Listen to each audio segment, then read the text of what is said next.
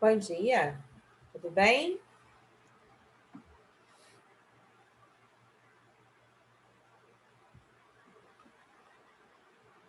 Peço que você escolha virar o seu nome no chat, tá, Manu? Por favor. Já vou começar aqui a aula, vou compartilhar a nossa tela aqui com você.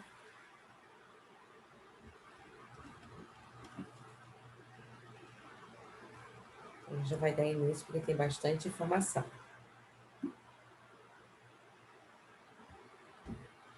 Você já está vendo a tela?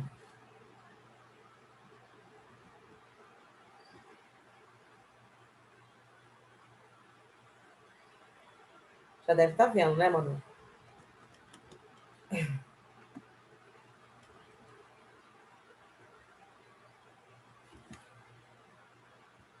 Então, vamos lá. A gente está falando sobre probabilidade, iniciando esse estudo aí, se recordar de vídeo de probabilidade.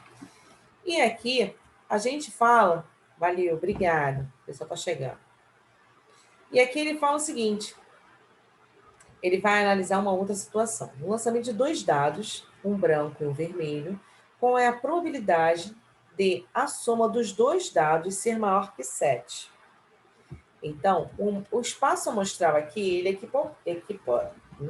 equiprovável, né? Então, o número dele é 36. Eu vou ter 36 combinações, tá? Ah, tá bom, Emanuele. Melhoras lá para a tia do Fernando, tá? Melhoras. A gente está passando um ano meio complicado mesmo, né? 2020. Espero que passe muito rápido esse ano, porque tá pesado, né? Ela não estava lá no Hospital de Bom Sucesso, não, né? Bem, eu espero que não. Espero que ela esteja bem. Vamos lá.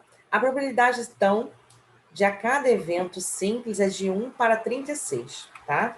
Então, vamos chamar de E o evento, ou seja, a soma dos dois números maiores que 7. Então, aqui ele listou todos os números que a somatória é maior que 7. Olha aqui, ó. 2 mais 6 dá 8. 3 mais 5 dá 8, tá vendo? Aqui dá 9, dá 8, dá 9. Então, são todas as somatórias que acima de 7. Eu contando cada um deles, eu tenho quantos elementos aí? Eu tenho 15, tá? Então, podemos entender que P de E, que é o evento, né, aquela somatória, temos 15 eventos simples de probabilidade. Então, 1 para 36. É como se fosse 1, 36, 1, 36, 1, 36, 15 vezes. Então, na verdade, nós temos 15 para 36, né? Então, um total de eventos dividido pelo o conjunto universo, tá bom? Dessa maneira, podemos ampliar a definição de probabilidade de um evento simples para uma probabilidade de um evento qualquer. Então, aqui a fórmula geral vai ser, esse N de A aqui vai ser o total de eventos, tá? Nesse caso do dado, que ele lançou dois dados, ele quer saber a somatória acima de 7, eu teve 15, né? Então, aqui, esse N de A vai ser 15. E o N de U vai ser o total.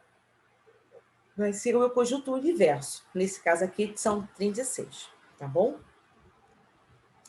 Então, a probabilidade de ocorrência do evento A qualquer há um número entre 0 e 1. Ou seja, P de A, que é esse carinha aqui, né? O P de A, ele vai ser maior ou igual a 0 ou menor ou igual a 1, tá? Se o P de A for igual a 0, isso quer dizer que o elemento ele é impossível, tá? Ele quer dizer que é isso. Se o P de A for igual a 1, isso quer dizer que com certeza vai ocorrer um evento, tá bom? Então, aqui a gente tem um exemplo aqui de um exercício resolvido.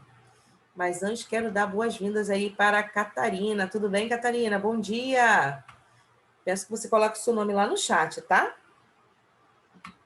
Então, nesse exemplo aqui, ele fala o seguinte. Durante o dia da eleição, 400 pessoas foram pesquisadas sobre o candidato que votariam.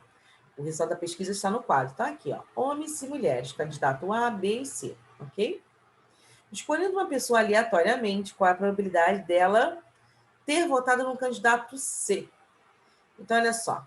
Aqui está o desenvolvimento da questão A, né? Então, meu conjunto universo vai ser somatória de todos os candidatos, né? Nesse caso aqui, todos os candidatos nós, todas as pessoas da pesquisa, que envolvem a pesquisa, são 400 pessoas, então tá aqui. O meu evento C são as pessoas que votaram, têm um voto aí no candidato C, né? E aí, ó, homens e mulheres, somando aqui dá 55. Colocando uma probabilidade naquela fórmula, né? O total de eventos aqui é 55 e o conjunto universo é 400. É uma fração. Toda vez que der uma fração, vocês vão simplificar, tá? Nesse caso aqui, deu para simplificar. Se não desse, ia parar ali, tá bom? Então, aqui eu tenho 11/80, tá? De intenções, de possibilidade de terem votado aí no candidato C. E a letra B? Ter votado no candidato e sabendo que é mulher. Então, aqui o evento M, né, que representa as mulheres que votam no candidato A. Então, meu conjunto universo aqui vai ser todas as mulheres, ok? Então, somou, olha, 70, 95, mais 35, deu 200. E as mulheres que votaram no candidato A? Foi de 70. 70 está para 200, tá? E aqui a gente simplificou, ficou 7/20. Foi essa probabilidade de terem votado aí na candidata A, só mulheres, né? Probabilidade da união de 2 eventos. Então, vamos ver. Acompanhe a análise de uma situação envolvendo uma pesquisa sobre preferência de relação de 2 jornais. Então, foram consultados 470 pessoas. E o resultado foram 250 delas leram o jornal A, 180 leram B e 60 leram os jornais A e B. Escolhendo um entrevistado, ao acaso, vamos discutir a probabilidade dele ser um leitor dos jornais A e B. Letra B, um leitor do jornal A ou do jornal B. Então, vamos ver aqui, ó, o espaço amostral, que é o nosso espaço universo, vai ser todas as pessoas que foram consultadas, no caso, 470 pessoas. Representando por A os eleitores do jornal A e o B, né? Os eleitores do jornal B. Então, nós temos aí o número de elementos de A é 250, de B é 180. E as pessoas, né, que leram tanto um jornal quanto um outro, a gente faz uma interseção aí. São 60 pessoas. Quando a gente trabalhou conjuntos, a gente fazia isso. Só que agora a gente está vendo por um outro olhar. A gente está vendo por um olhar de probabilidade, tá?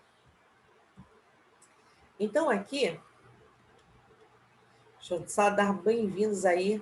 Boas-vindas para o Gustavo. Seja bem-vindo, Gustavo. Bom dia, tudo bem?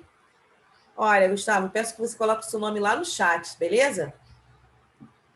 A gente está aqui esmiuçando aí, dando continuidade ao assunto de probabilidade. Então, aqui na letra A probabilidade dessa pessoa escolhida leia os 2 jornais, o A e o B, tá? Então, nós temos a interseção aqui de 60 pessoas, ok? E no universo de quantos? 470. Simplificando essa fração, nós temos 6/47, ok? Agora, a probabilidade da pessoa escolhida de ler o jornal A ou o jornal B. Aí nós temos a união. E aí, ó, como 60 pessoas leem os jornais A e B, marcamos a interseção em 60, né? A interseção de A com B. Se 250 leem o jornal A, marcamos 190. Então, por que é 190? É os 250 menos 60. 60 aqui daquela interseção lá, tá? Ele quer exclusivamente o pessoal que lê só o A e o pessoal que lê só o B. Por isso a gente está vendo essas continhas aqui. A parte A não está em B. Se 180 leem o jornal B, marcamos 120. Por quê? 120 menos aqueles 60, tá? Porque não tá, o B não está contido em A. Então, como foram conquistadas 470, e já marcamos aí 370, né? Concluímos que 100 pessoas não leem nenhum dos dois jornais, tá bom? Só uma observação aqui, ó. Aqui, quando a gente fala a probabilidade escolhida, que leem os dois jornais, então eu tenho A e B. Então, quando tiver essa anotação aqui, dos dois serem ao mesmo tempo, a gente está falando o quê? Da interseção. O que é interseção? É quando um repete no outro conjunto. Eu tenho dois conjuntos. O conjunto A, o pessoal que lê o jornal A, e o conjunto B, que lê o jornal B, né? Eu tenho dois conjuntos. Mas eu tenho um grupo de pessoas, entre esses dois grupos, um subgrupo, que lê os dois jornais ao mesmo tempo. E a gente usa a interseção, tá? Diferente quando a gente fala o jornal A ou o jornal B. Aí eu tenho exclusividade, tá? Então, eu quero saber quantos que lê só o jornal A e quantos só lê o jornal B. Aí eu junto esses dois grupos aí formando um grupão, tá bom? Então, nós temos aqui, ó. Vocês lembram disso aqui? O que a gente leu lá atrás está representando aqui o meu diagrama, né? A interseção aqui, que são as 60 pessoas que lê tanto o A quanto o B, tá? E aqui, esses 190 aqui, são justamente as pessoas que leem só o jornal A, como aqui do 120, que lê só o jornal B. Se você somar os 4 valores aqui, vai dar 470, que é o grupo total de pessoas pesquisadas, tá? Veja que adicionamos o número de pessoas que leem o jornal A ao número de pessoas que leem o jornal B.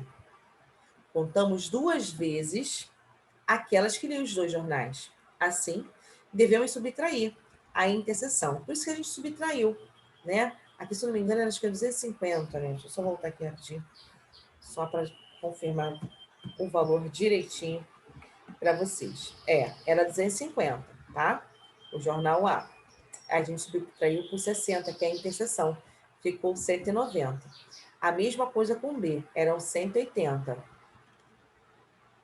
E a gente subtraiu por 60, que deu 120. Aqui, ó. Então, a união, né, de A e B vai ser A mais B menos a interseção de A com B. Ou seja, vai ser esse valor mais esse valor e o resultado vai ser subtraído por esse, tá? Então, dividindo essa igualdade por N de U, que é o grupo universo, nós temos essa notação aqui, tá? Portanto, a probabilidade, né, de ocorrer o evento A ou o evento B é dada pela soma das probabilidades dos dois eventos que ocorreram separadamente, menos a probabilidade deles ocorrerem simultaneamente. Esse resultado vale para a situação aqui exposta, né? Que são os leitores também dos dois jornais que a gente está falando aí. Então, a gente tem 250, 180, menos quem? 60. Lá no diagrama já está certinho, tá? E aqui, ó, fazendo as contas, quando o meu denominador é igual, eu repito o meu denominador e faço a operação só na parte de cima. Não é isso? O conceito de fração? Então, a gente tem aqui, ó, 370 dividido por 470. Cortei esse zero com esse, ficou 37 dividido por 47, tá? Então, essa é a probabilidade do pessoal que leu o jornal A e B. Vamos aqui a um exemplo de exercício resolvido. Retirando uma carta em um baralho de 52 cartas, qual a probabilidade de ocorrer um rei ou um valete? Aqui em probabilidade, isso eu já falei para vocês, mas vale ter o conhecimento de algumas coisas. Por exemplo, a carta de baralhos, né? A gente sabe que tem 52 cartas. A gente sabe que tem uma numeração lá que vai de 2 até 9, se não me engano. Aí depois vem dama, valete. A gente tem que ter esse conhecimento, tá? Então, aqui, ó, a possibilidade de sair um rei, e aí ele chamou de A. E a possibilidade de sair um valete. tá? Ele chamou de B, ele codificou. Ah, professora, eu posso fazer isso? Claro que pode, gente. Vocês podem fazer isso para facilitar o entendimento de vocês, né? Codificar, não tem problema nenhum. Então, veja que não há elementos em comum entre os dois elementos, ou seja, a interseção entre A e B. Então, é conjunto vazio. Então, nesses eventos, são simultaneamente exclusivos, né? Então, nós temos aqui que P, né? A probabilidade de A interseção B é igual a zero. Então, usando aquela forma de probabilidade de união de dois elementos, dois eventos, e considerando aqui a interseção, temos a P de A mais P de B, ok? Eu tenho aqui um baralho com 4 reis e 4 valetes. Então, nós temos aqui, no primeiro evento, para sair um rei, 4 para 52. 4 aqui porque são 4 reis, ok? E 52 que é 52 cartas. Simplificando aqui, eu tenho 1 trezeavos. A mesma coisa acontece com o valete, né? Eu tenho 4 valetes, dividido por 52, porque são 52 cartas. Simplifico, eu tenho 1 trezeavos. E aí, como a gente colocou aqui, que são eventos exclusivos, a gente vai somar esses dois eventos. Então, olha, essas duas frações. E vai ficar 2 trezeavos, tá? Não dá para simplificar, então para ali mesmo, tá? Se eu fosse colocar uma porcentagem, eu iria dividir aquele valor e depois multiplicar por 100. Tá bom? Então, a probabilidade condicional. Então, a gente volta aqui no exemplo lá dos dois dados, um branco e um vermelho, né? Letra A, o conjunto A, é formado pela soma dos números obtidos que é menor que 7. Então, tem aqui todas as combinações de valores, né? O primeiro dado e o segundo dado, que somando dá menor que 7. Por exemplo, 1 mais 1 dá 2, 3 mais 2 dá 5, 3 mais 3 dá 6, 4 mais 1 dá 5. Todos esses números, todas essas combinações aqui são somatórias menor que 7, tá? Na letra B, o conjunto B, sai o número 4, pelo menos um dado. Então, um dos dados que eu joguei os dois dados. Pelo menos um dos dados saiu o número 4. Eu tenho essas combinações aqui, essas possibilidades. Agora, nós vamos calcular a soma dos pontos obtidos, menor que 7. Sabendo que um dos dados, pelo menos, saiu o número 4. Então, vamos ver aqui, né? Neste caso, podemos dizer que a ocorrência de A está condicionada à ocorrência do evento B, tá? Então, indicamos aqui A dividido por B. Significa que a ocorrência de A, sabendo que B vai ocorrer, ou já ocorreu, tá bom? Os eventos de A e B são dependentes, ou seja, um depende do outro. Essa probabilidade é chamada de probabilidade condicional, ou probabilidade de A dado por B, e é representada por P, entre parênteses, A dividido por B, tá?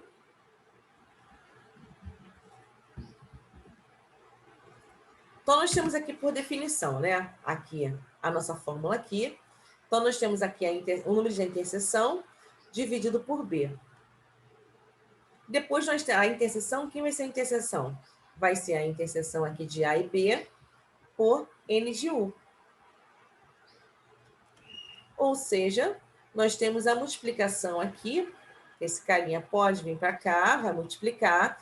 Então, N de A interseção de B é igual N, isso aqui é a quantidade, esse N aqui indica a quantidade, tá, gente? Então, olha, o que ele fez aqui, ó, daqui para cá, né, daqui para cá. Ele pegou esse N, U aqui que está dividindo, ele passou para o outro lado multiplicando. Olha aqui, ó. Ele só foi organizando, né? Na verdade, ele está descrevendo aqui para chegar a essa conclusão aqui, ó. Tá bom? Aqui é o desenvolvimento, vamos dizer assim, de uma fórmula para chegar ao resultado final.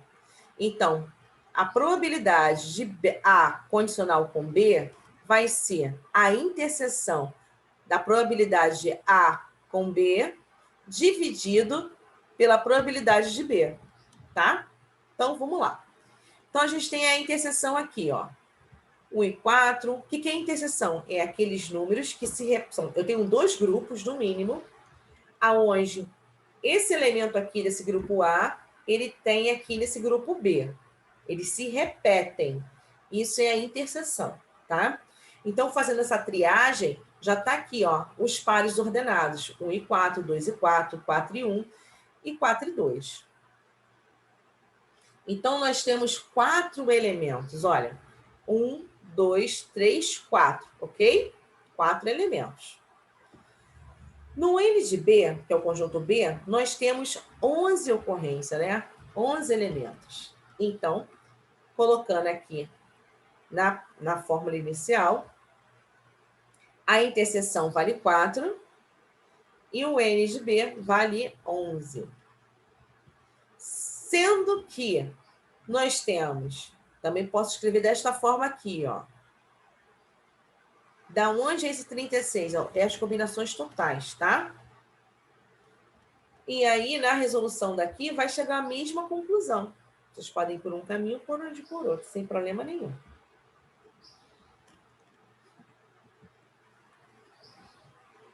Vamos lá para mais um exercício resolvido. Em uma escola, 600 alunos farão recuperação só de matemática. 40 alunos só de física. 10. Só de física, 10. Peraí, deixa eu ler de novo. Em uma escola com 600 alunos, farão recuperação só de matemática 40 alunos, só de física 10 alunos, né? E de matemática e física 5. Determina a probabilidade do aluno fará a recuperação de matemática e fazer também a recuperação de física, tá? Então, aqui a construção do diagrama vai nos ajudar. É obrigatório? Não, não é obrigatório, mas vai nos ajudar, tá? A gente dispondo aqui todos os números. Então, ó, a gente sabe que o que a gente quer aqui é o pessoal de matemática e física. Então, um evento tem a ver com o outro. É condicional aqui, tá? Então, a probabilidade do aluno fazer recuperação de física, sabendo que ele fará a recuperação de matemática, vai ser o seguinte. A interseção de física... Opa! Cliquei aqui errado. A interseção entre física e matemática, que é 5, né? Dividido por quem? Por matemática. Quanto é matemática? Matemática, ó, é 40 mais 5. É todo esse conjunto. Oh, meu Deus.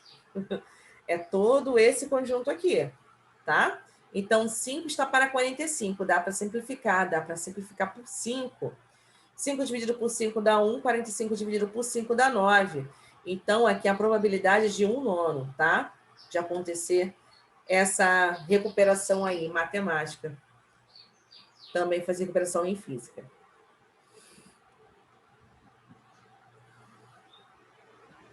Eventos independentes. A gente viu os eventos condicionais, eventos dependentes, aqui um depende do outro, aqui é independente. Então, vamos considerar o seguinte. Ao lançarmos sucessivamente a moeda em um dado, qual é a probabilidade de obter o resultado cara na moeda e 5 no dado? São duas coisas distintas, não são? Pois é. Então, há duas possibilidades para o resultado de moeda, ou cara ou coroa, ok? E 6 possibilidades no dado, porque tem 6 lados. Então, o espaço amostral aqui vai ser 2 vezes 6, que vai dar 12, ok? O espaço amostral total aqui vai ser a multiplicação entre um e o outro, tá? Então, vamos lá. Para obter o resultado cara e coroa, ou cara e o número 5. Nós temos uma possibilidade na moeda e uma possibilidade no dado. Então, vamos obter, na verdade, 1 para 12, ok? 1 para 12 no primeiro evento, no segundo evento, 1 para 12. E nós vamos multiplicar isso. E aí, nessa multiplicação, eu tenho 1/12, tá? Desse modo, a probabilidade de sair cara na moeda e 5 no dado é igual ao produto das probabilidades de cada condição. Porque os eventos vão acontecer independentes, né? Eu posso fazer a primeira ocorrência lá da moeda, depois o do dado, e os resultados vocês multiplicarem. É isso que está acontecendo, tá bom? Dois eventos A e B são ditos independentes quando a ocorrência de um não influi no outro. E aí nós temos a probabilidade de A vezes a probabilidade de B, tá bom?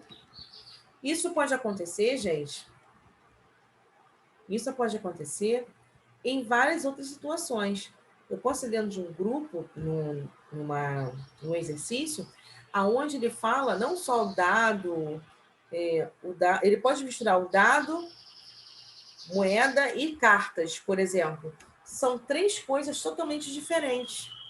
E aí a gente vai fazer a primeira ocorrência de um, a ocorrência de outro, depois do outro, depois multiplica tudo, tá? Então vamos lá nos exemplos aqui. Considere duas caixas, a primeira e a segunda. Na primeira caixa, há 4 bolas pretas, 6 azuis. Na caixa 2, há 8 bolas pretas e 2 azuis. Se você escolher por acaso uma caixa e em seguida retirar uma bola, com a probabilidade dessa bola ser preta, letra B, azul. Vamos ver? Então, olha só. A gente fazendo aí a árvore de possibilidades, que são as combinações, né? Na primeira aqui, a gente consegue observar que eu tenho 4 pretas e 6 azuis. Nessas combinações aqui, eu tenho isso aqui. A mesma coisa acontece, o mesmo procedimento acontece com a caixa 2, ok? Então, a bola escolhida preta vai ser 4 de 20 mais 8 de 20. Somando aqui, ó, repito a base e somo... Repito a base, não. Repito meu denominador e somo meu numerador, tá? Aqui dá 3 quintos e aqui do outro lado vai dar 2 quintos.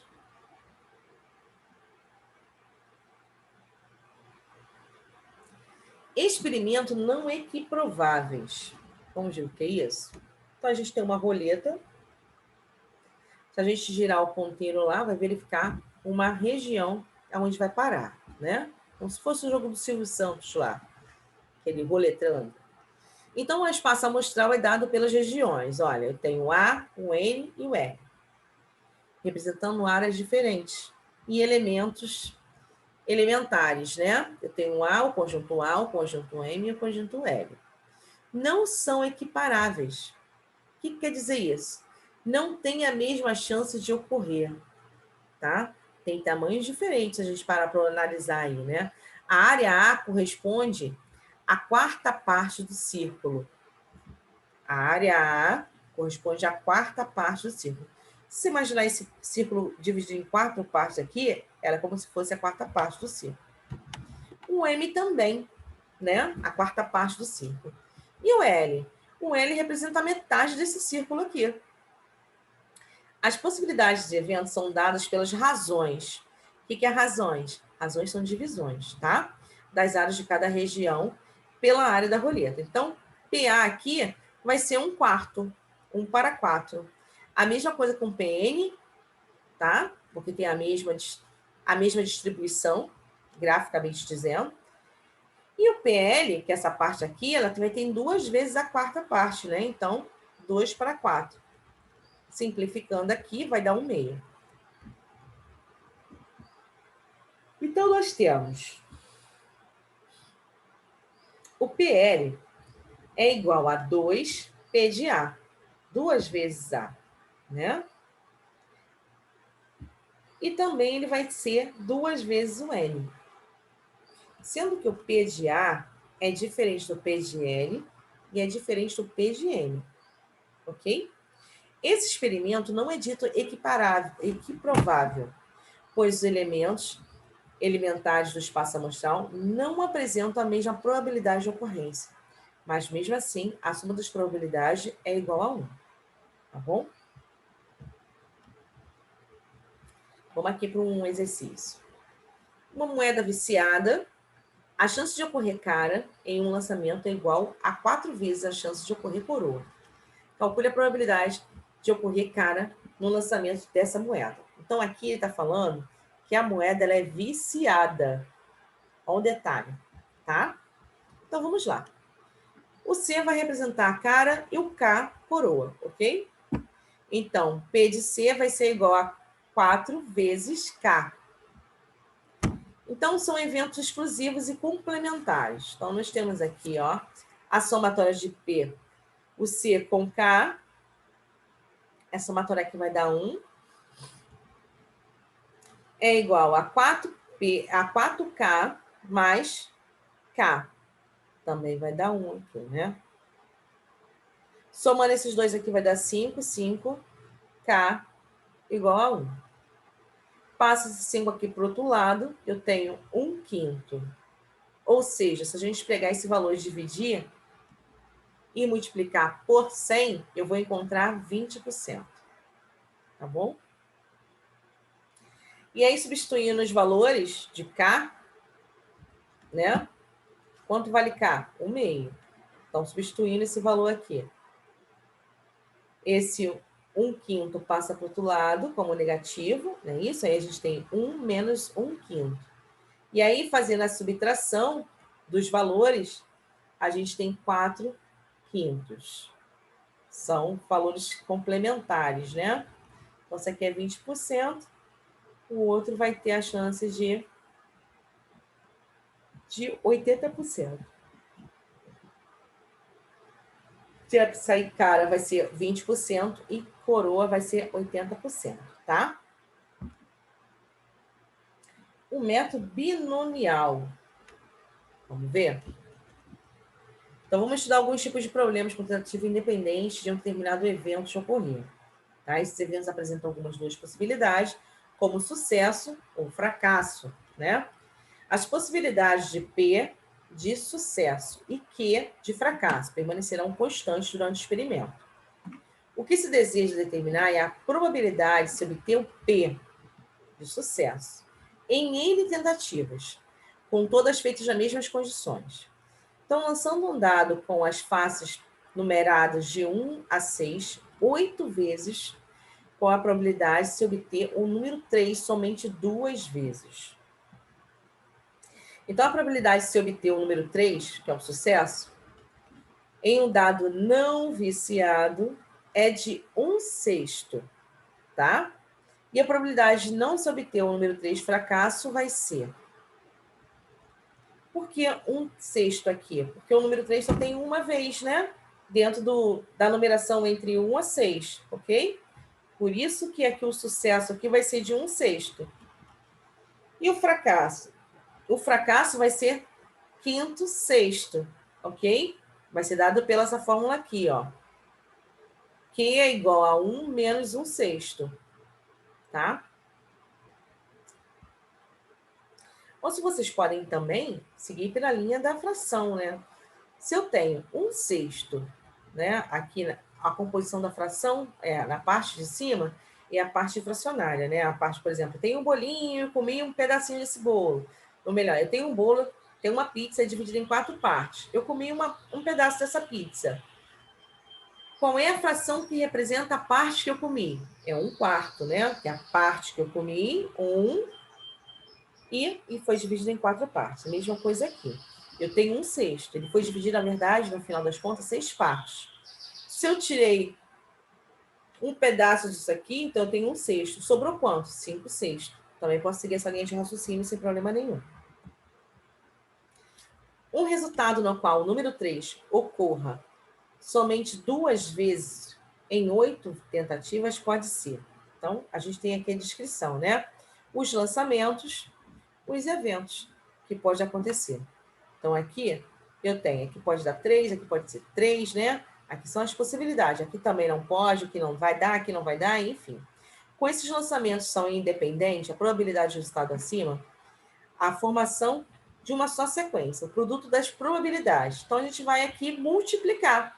Ó, 1/6 vezes 1/6, vezes 5 sexto, 5 sexto, 5 sexto, tá? E aí a gente tem aqui, ó, fazendo um resumão disso aqui, reescrevendo em forma de potência, nós temos 1 sexto elevado ao quadrado vezes 5 sexto elevado à sexta potência. Entretanto, essas sequências podem ser obtidas em outra ordem de possibilidades que são iguais. Olha aqui também. Aqui existem os lançamentos, aqui são os eventos e a probabilidade de cada um deles. Eu repeti aqui a mesma tabela, tá? Para a gente poder entender. O problema não existe o número 3 saia nos primeiros lançamentos. Lancei 3 vezes iniciais e saiu. Não, pode ser lá os 3 últimos ou os 3 do meio, né? A gente não sabe, são termos independentes. Mas em algum momento deve sair. O número de sequência desse tipo de número, de permutação de 8 elementos, de 2 repetições, de 3, são 6 repetições e não de 3. Então, nós temos aqui a permutação, ó. A gente vai cair numa forma de combinação. Então, nós temos aqui a permutação de 8 e 2 e 6 que se repete, né? É igual a combinação de 2 e 8, ok? Eu posso representar assim também a combinação, ó. Quem é a combinação? N fatorial dividido por P fatorial, entre parênteses, N menos P fatorial, tá? Então, a gente tem aqui essa formação, aqui ele já foi direto, tá? Ele resolve e chega ao resultado, beleza? É encontrar aqui a porcentagem. A porcentagem você vai dividir e depois multiplicar por 100.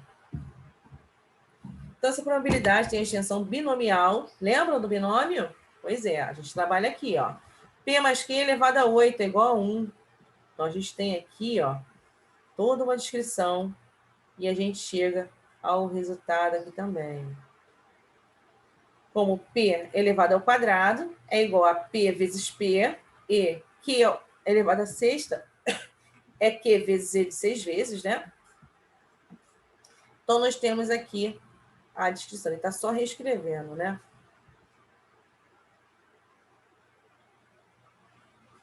Os coeficientes expansão binomial pode ser obtido pelo triângulo de Pascal. Aí a gente dá uma lembrada aqui, ó. A mesma forma, ele está só dando um outro caminho, né? De modo geral, considere uma experiência em relação a um evento E, realizada com N tentativas independentes de 2 resultados possíveis de cada tentativa. Sucesso, que é a probabilidade P, ou fracasso, com a probabilidade Q. A probabilidade P do evento E ocorre em R vezes dada por... Então, a gente tem, depois de tudo isso, a gente tem essa fórmula aqui, ó. P é igual a N de R, que multiplica P elevado a R, vezes Q elevado a N menos R, tá? Em que, aí aqui ele vem descrevendo o restante da fórmula. Ela é conhecida como a lei binomial das probabilidades, só pode ser aplicada em experiências aleatórias, tá? Com as seguintes características, só nesses casos, tá, gente? A experiência é repetida em número N de vezes nas mesmas condições. Em cada tentativa ocorre um evento de sucesso ou um evento de fracasso. P e Q são constantes por toda a experiência e as tentativas são independentes uma das outras, tá bom? Eu vou interromper o nosso encontro por aqui. Segunda-feira é feriado, tá? A gente não vai se encontrar, a gente vai se encontrar na quarta-feira. E aí eu dou continuidade a partir desse exemplo aí sobre binômio, tá? Então, desejo a todos vocês aí um bom final de semana, tudo de bom e até nosso próximo encontro, tá? Beijo e tchau!